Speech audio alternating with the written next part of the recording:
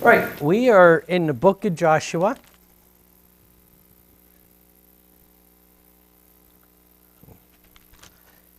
And my goal last week was to get through chapter 5. We didn't make that. So I'm going to make that goal again tonight, and I'll bet we can accomplish it. We are in Joshua. We've looked at chapters 1 through 4 so far. And tonight are, like I mentioned, going to start in chapter 5. And then at chapter 6, we have a transitional point in this book. So you will recall in these first 5 chapters, Joshua is taking over command, leadership, if you will, of the Israelite people from Moses. He's giving priestly duties, if you will, to meditate, to read, to know the law, not to depart from it, to lead others in that way, and to be courageous and to be strong, to lead the army and to dispossess the Canaanite people from the land that was promised to God. So chapter 1 was God saying to Joshua, this is what you are going to do. Chapter 2 then, just like Moses, Joshua sends spies into the land, going much better than it did for Moses. The spies come back with a much better report. In fact, the end of chapter 2, the spies say, surely God's given us this land. They are quaking in their shoes or sandals over us being here. Chapter 3 then, the nation crosses over the Jordan.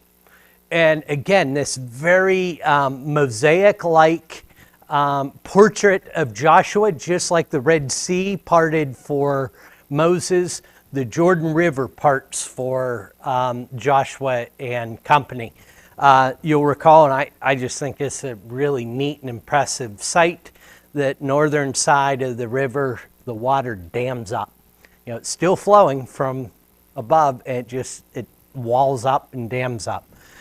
Beforehand, they were to take a leader from each tribe, so 12 men of Israel, and as they went through the Jordan River on dry land, they picked up a big rock that would have been underwater and took it with them and made a memorial on the banks of the Jordan to commemorate, to remind generations to follow what God had done for the people. That was chapter 4. Questions, comments on where we're at or what we've looked at so far? Right then, we will start in Joshua, the 5th chapter, and we are going to see a couple of things taken care of. I'll start by reading 1 through 7 here. As soon as the kings of the Amorites, who were beyond the Jordan to the west, and all the kings of the Canaanites who were by the sea, heard that the Lord had dried up the waters of the Jordan for the people of Israel until they had crossed over, their hearts melted, and there was no longer any spirit in them because of the people of Israel. At the time, the Lord said to Joshua, "Make flint knives and circumcise the sons of Israel a second time." So Joshua made flint knives and circumcised the sons of Israel at There you go. How do you say that, Bob? Gibeath Harloth. We're going to go with that. And this, verse 4, and this is the reason why Joshua circumcised them, all the males of the people who came out of Egypt. All of the men of war had died in the wilderness on the way after they had come out of Egypt. Though all the people who came out had been circumcised, yet all the people who were born on the way in the wilderness afterwards they had come out of Egypt had not been circumcised. For the people of Israel walked 40 years in the wilderness until all the nation the men of war who come out of Egypt perished, because they did not obey the voice of the Lord. The Lord swore to them that he would not let them see the land that the Lord had sworn to their fathers to give to us, a land flowing with milk and honey. So it was their children whom he raised up in their place that Joshua circumcised. For they were uncircumcised because they had not been circumcised on the way. So, 1 through 7, the people are circumcised. Again, the males of Israel are circumcised. Now, this is kind of a peripheral topic, but what's the purpose of circumcision? Now it's for cleanliness and so you don't get infections. Back then, I don't know exactly what it was for, but they did it. Okay.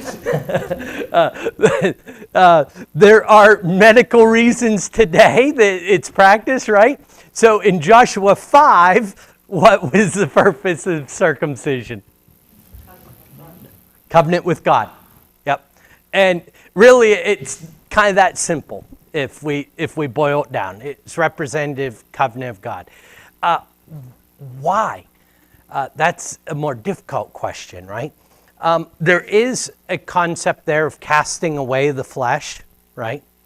That is part of it. Why that flesh? I think in part, if you think about the promise of the seed, the promise given to Abraham, it all has to do with descendants. And so I think there is an aspect where we're looking forward, or they are looking forward to their inheritance, right? That's what's going on at this point. And so that is at least part of the reason why circumcision. Any further questions on that?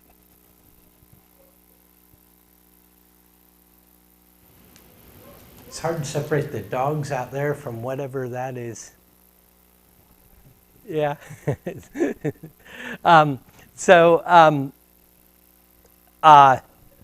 Those are some of the reasons that take place. Now, more to the immediate context here, the people were circumcised at Mount Sinai after they had exited Egypt.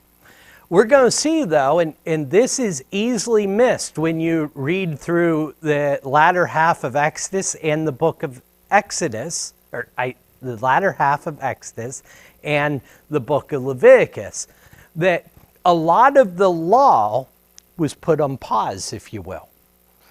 They didn't practice circumcision until this point, until they were given the land. And it would appear that, although it's not as directly stated, but it would appear as well that they did not keep the Passover until they entered the Promised Land.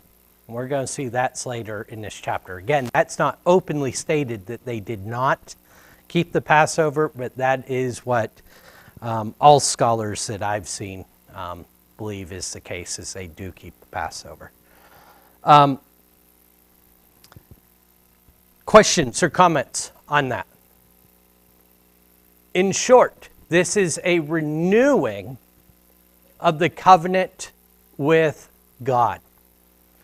And that's going to be really important going forward, because amongst all the battling and all the other questions we're going to look at and deal with, the part that should not be missed, but most commonly is overlooked, is that God is the one winning these battles. And so renewing this covenant is of the utmost importance at this point. Would someone read 8? Well, I guess 8 and 9 is all we need at this point.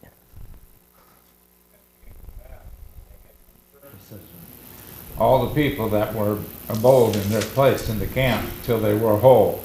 And the Lord said unto Joshua, This day have I rolled away the reproach of Egypt from off you.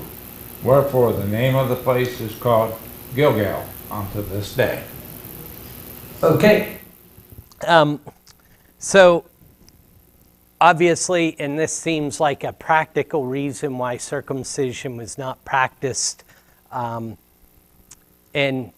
throughout this time, although once they're settled, it happens at 8 days old. But they have to camp until they're healed. Gilgal means hill of foreskins. These names had literal meanings, didn't they? Now, one of the things that jumps out at me is there's a lot of cultural context that we miss, because notice that God says, "Today I've rolled away the reproach of Egypt from you." There's cultural understandings with this circumcision that we have trouble grasping a hold of. This was to symbolize, again, the putting away of the flesh, the oppression that took place by Egypt. Any other? Go ahead, Jerry. Were the children of Israel not circumcised when they was in bondage? I do not believe they were. Okay, that's what I thought too, but, okay. Yeah. So, in fact, even Moses' sons, of course, that's an issue. So I don't believe they were. It's a great question, though.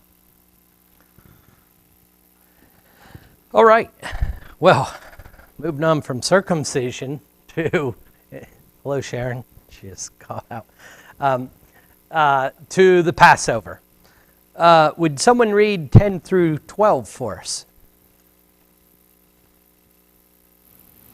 And the children of Israel encamped in Gilgal, and they kept the Passover on the 14th day of the month, at even in the plains of Jericho. And they did eat of the old corn of the land on the morrow after the Passover, unleavened cakes and parched corn in the selfsame day. And the manna ceased on the morrow after they had eaten of the old corn of the land. Neither had the children of Israel manna any more, but they did eat of the fruit of the land of Canaan that year. Okay, so here we are at Gilgal. We take care of the covenant with God, and we partake the Passover. You see there's that contrast. Well, it's not openly stated here that they had not kept the Passover throughout the land or throughout the time of wilderness. You see that contrast that now we're eating off the fruit of the land where we were eating for manna, right? There's a strong emphasis here on God's behalf that I have provided for you, I have kept you in transit, and now I'm going to provide for you by giving you this land. What a difference. And again, I think coming from our day and age and from our location on the globe in looking at Palestine, we have trouble, I think, sometimes, or at least I do, envisioning it as a land flowing with milk and honey. But notice the difference here, that God no longer has to rain food out of heaven for them. They're able, all these people, to eat off the land and to self-sustain. What is the Passover? What is this feast?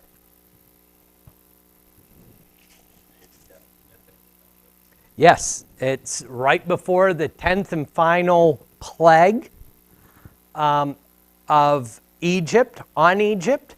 The death angel is going to come over and he's going to kill all the firstborn, human and beast alike. The people of Israel are told to pick out a lamb, to slay it, to use the blood over the post, right? I think it's worth noting that Paul, to a place in Corinth, a Gentile city, largely, says that Jesus is our Passover lamb. This is strong imagery of what is coming with Jesus. That's why Jesus was slain on Passover, right? A lot of scholars, and it's hard to pick out whether you look at Synoptic Gospels or John, but a lot of scholars believe that Jesus was crucified at the time that the Passover lamb was to be sacrificed on Passover. This was a week-long feast, right, where they were to get all leavening out of their house and not have anything with leavening throughout the entire week. They take this, or they partake of this right before entering. Why? What's the message coming through? I said early on, the first intro week that we looked at this, we need to make sure we don't just look at this book as history. You know, throughout most of my life, I just read through this and I see it as a list of events. It's more than just a list of events. What's the message of the Passover?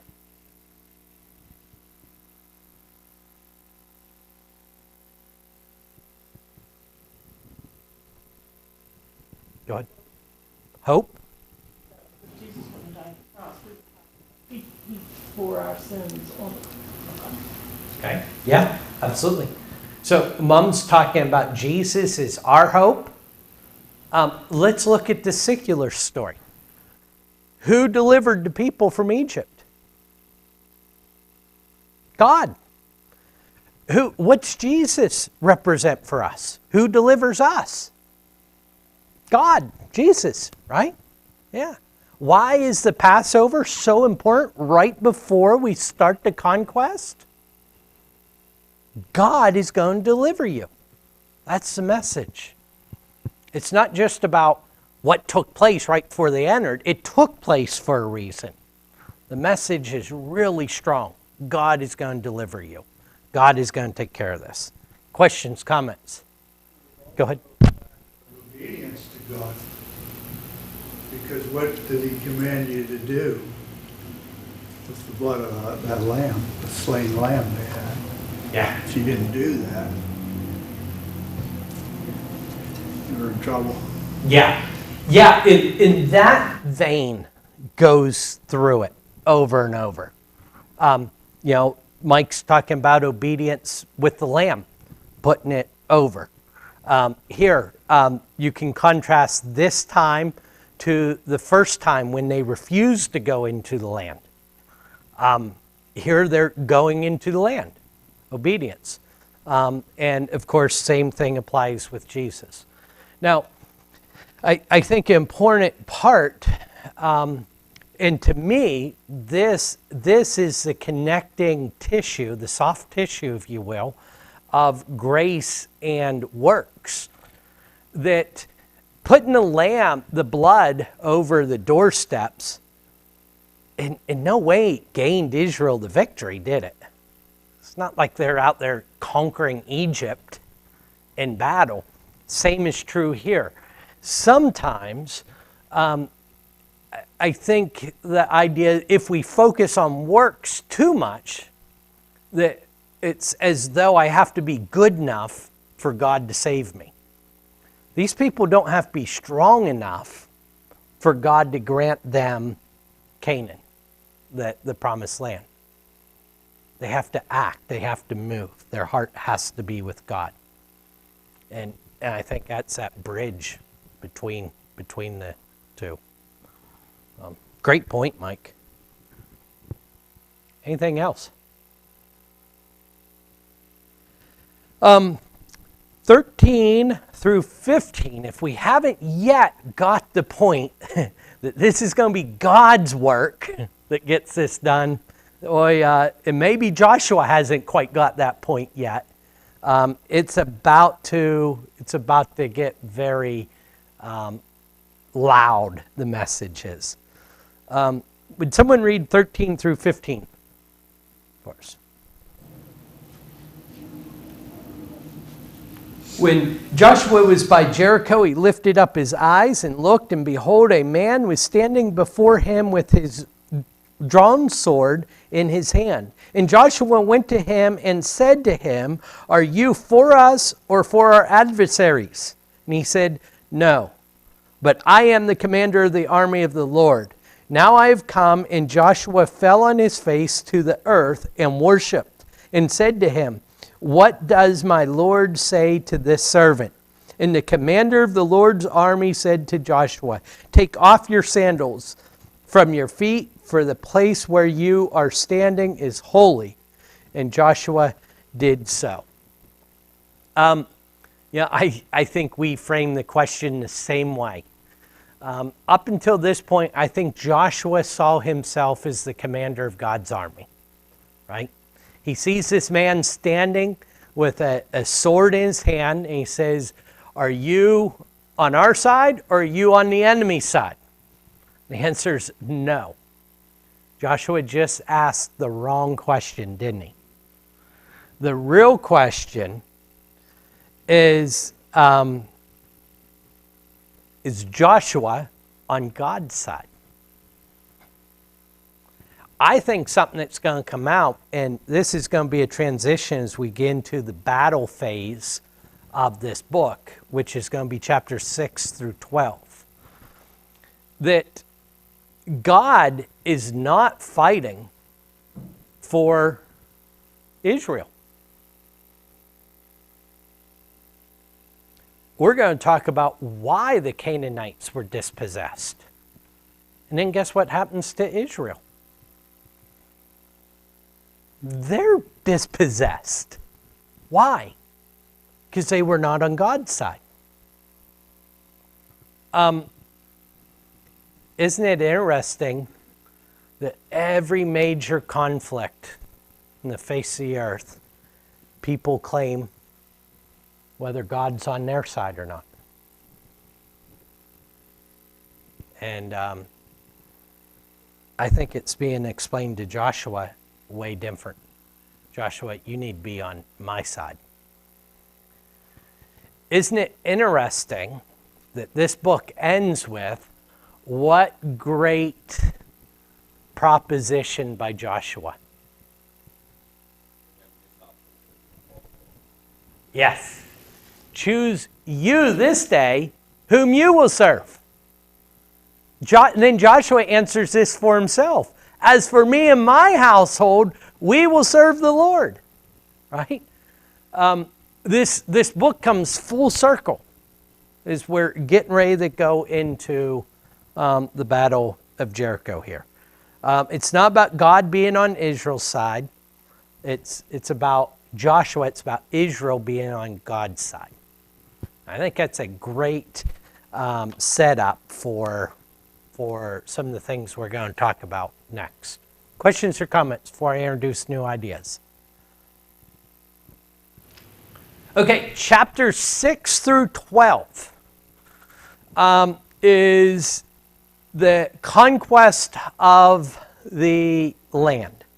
Now, we started this with several weeks ago, 3 weeks ago, with me saying it's somewhere around 5 years. Ernie brought to my attention that all the Old Testament outlines say that the conquest lasts 51 years. And so the question was, who was right?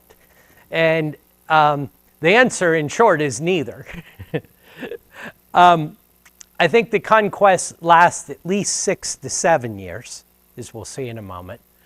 The reason that your outlines will say it lasts 51 years is they're not saying the conquest lasted 51 years.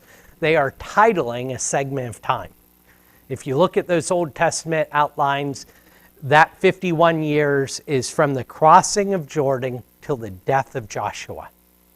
Now, there's a period of time where the people are at peace and Joshua is still alive. How great of a period of time is that? We're not certain, but that part is included in that title of the Old Testament outline. Is that clear? Let's look at what the Bible says, how long it lasts. If you would turn to chapter 11. So remember, chapter 6 through 12 is the conquest. So we are basically going to the end of the conquest here, verse 18. Chapter 11, verse 18 of Joshua. Here's how long this conquest lasted. It's spelled out very clearly in Scripture. Joshua made war a long time with all those kings. How long was that? A long time. All right, that's how specific it is. If you would, turn your Bibles over to chapter 14. We'll get a little more of a hint here. Well, before we go to 14, let's go to 23. Chapter 23. And we're going to look at verse 1. Remember I told you a few moments ago that included in that time period there was a time of peace? That's what we're going to read here in chapter 23. A long time afterwards, when the Lord had given rest to Israel from all their surrounding enemies, and Joshua was old and was well advanced in years. And then verse 2 goes on to describe what Joshua does. How long were they at peace? A long time. Okay? So the conquest took a long time, and then they were at peace a long time. So that's all settled. Right? Now, if we come back to chapter 14, we can narrow this a little bit. We can start to narrow it into a time frame. Chapter 14, starting in verse 6, Caleb in context, we'll get to the context when we read through here, but in context, Caleb is making a request for specific land. As it pertains to how long the conquest lasted, look at verse 7 if you would. This is Caleb speaking. I was 40 years old when Moses, the servant of the Lord, sent me from Kadesh Barnea to spy out the land. And I brought him word again, it was in my heart. So this is Caleb going to spy out the land for Moses. That happens 2 years after the Exodus. You with me? 2 years after the Exodus, the spies go into the promised land. I just said that wrong. That was not correct. 2 years is correct, but the framing's wrong. That is 2 years, 38 years from the crossing of the Jordan. So 2 years into the wandering, if you will. Which, yeah, is... Now I've got me confused. What's that? Well, 2 years from the Exodus or the Red Sea would be one and the same. Oh, did I? Okay. It was 38 years prior to crossing the Jordan. Okay? You with me now? Now. Yeah. So actually that 40 years covers 2 years prior to the crossing. Okay? So that question helps clarify that a lot, I think. So, how old was Joshua? Excuse me. I'm sorry. How old was Caleb when he went in to spy out the land? 40. Okay? So, 40. How old then would that make him when they crossed the Jordan? 78. So, 38 years later, real close to 80, right? Because he's 40, it's 38 years later, 78. Verse 10, if you would. And now behold, the Lord has kept me alive, just as he said, these 45 years since the time that the Lord spoke the word to Moses while Israel walked in the wilderness. And now, behold, I am this day 85 years old. So he's 45. He's 85 now. It's been 40 years since the crossing. So if I did not confuse that too much, that narrows our window down.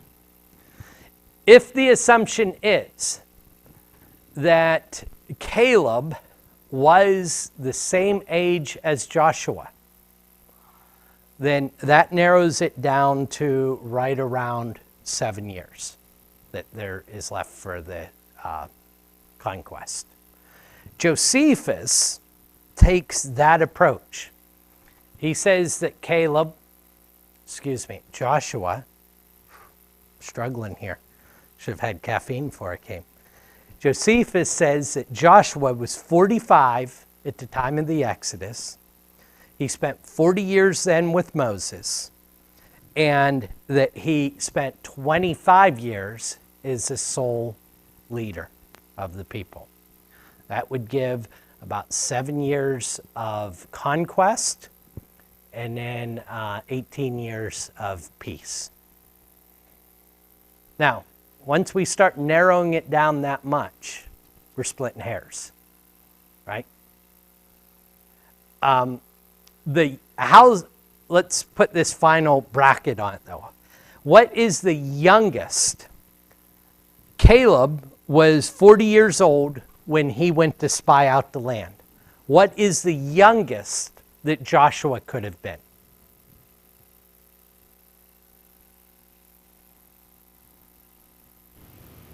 Most believe he was the same age as Caleb. What's the youngest he could have been? 20 is the answer, because he was old enough for war. Everyone over 20 did not cross the Jordan, with the exception of Joshua and Caleb. So he was at least 20, right? So that pins us down within 20-year bracket, but most have it a bit further than that. Apologize for my confusion in explaining that. But that's the window of the conquest.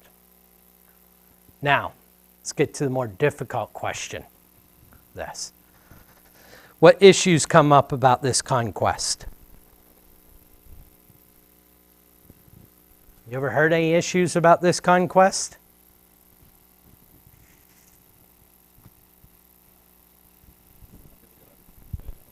Yeah, sure. Kind of lost my train of thought. I'll get back to you. That's all right. It lost.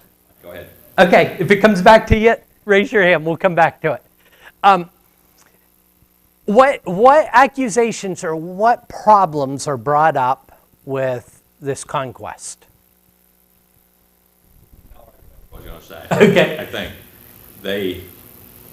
how do I say this?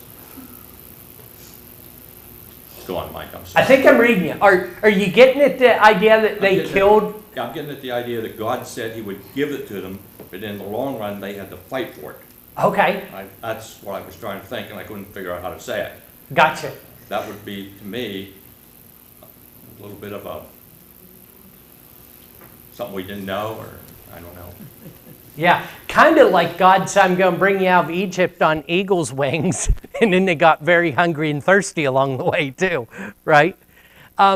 Yeah, that is something, and I think we touched upon that idea when we were talking about the idea of obedience. I'm going to give this to you, but you have to work for it. And to God, what that meant was, you're not strong enough. And we're going to run out of time before we deal with all these ideas, so I encourage you to look at Deuteronomy chapter 7 and Deuteronomy chapter 20 before next week. You're not strong enough to go in and drive these people out. So yes, you're going to have to fight for it, but I'm really doing the work. Deuteronomy 20 brings up the fact that, and we mentioned this last week, I'm going to send, as it were, hornets before you to chase the people. You've still got to go in and do it, but I'm going to do it. So absolutely great, good point, Jerry. From, I think, Christian standpoint, that parallels very well to the idea of grace and works, right? Grace and obedience for us. Go ahead. We're commanded to go into the world and teach. So we're doing something, but God's the one doing the saving and doing the work, really. Yeah. That's a difficult balance, isn't it, for us to get that? You know, and sometimes I hear it say, well, listen, the church, God's will is going to be done. God, no matter what we do. That's true, but don't forget, an entire generation had to die. I don't want to be that generation. I want to be the generation that does the work. It goes in, takes care of it. So that kind of bridges that idea, doesn't it? God is doing it. We're putting forth, we're doing as he tells us to do to bring about those things. Isn't it interesting how these ideas mesh so well? Here's what I wanted to get out, though. And these are great ideas, but we only have a couple minutes. All of our bell ringers. Should put you on that task one.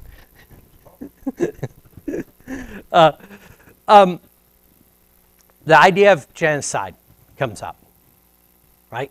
Let's God do them. Again, review Deuteronomy 20 before next week. God tells them, you kill every living thing. That's hard for us, right? Now, I've been struggling with this idea. I even sent a few texts out. Is this language hyperbole or is it literal? And I used to be of the opinion that it was literal, and then I realized how much hyperbole even Jesus used. And I kind of lean more towards hyperbole now, but I'm not sure I can rest on that hyperbole here. But there is this idea. Deuteronomy 7, they're told to kill them all and then don't marry them. Kind of. Well, my point is, why are we worried about marrying people we killed? If the kill every living thing, what's that? What's that have to do with marriage, though? I thought you said Barry. Oh, no, Mary! I was lost, Mike. Yeah, and so that's my point. If we kill everyone and it's not hyperbole, why do we have to be commanded not to marry them?